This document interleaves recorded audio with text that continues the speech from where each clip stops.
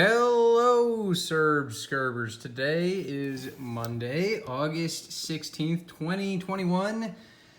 It is a wonderful sunny afternoon, and this is going to be a video capturing the results of the first attempt using a new type of resin. It's still from the brand Alumilite, although this one, contrary to the first ones we had been doing, that we did manage to get quite clear molds out of. This is hard resin, by the way. This was mixed and cast yesterday afternoon.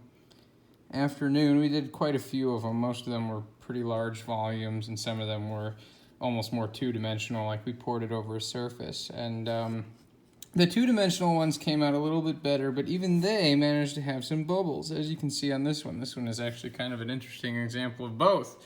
As on this side, you can see it was more of a thicker volume. Not so big. The other ones were significantly larger, but I mean, as a proof of concept, it's there. The way I did this is I just drilled a hole right through, and then I put a piece of tape over this side, and then from this side I poured silicone in the hole, and that made this little plug essentially that was like that on the tape. And this stuff's great. It's just stretchy, awesome, relatively durable, and I mean, you can see it peeled off pretty smoothly. So as a proof of concept, the silicone works. However, the higher volume resin is going to take some kinks. I think I do have a vacuum chamber now. This time what I did is I mixed them equally by mass, not volume. That's important. I had to get a scale for this resin.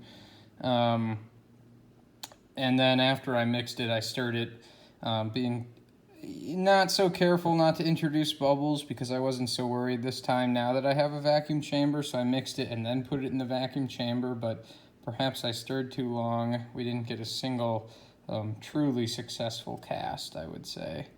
But yeah, so the solution, what I'm going to try next is I'm going to try degassing the A and B parts before I put them in there.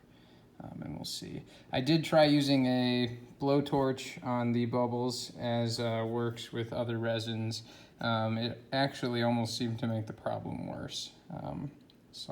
The vacuum chamber I have, the gauge on it goes down to -1 bar as a side detail. But anyways, yep, talk to you later.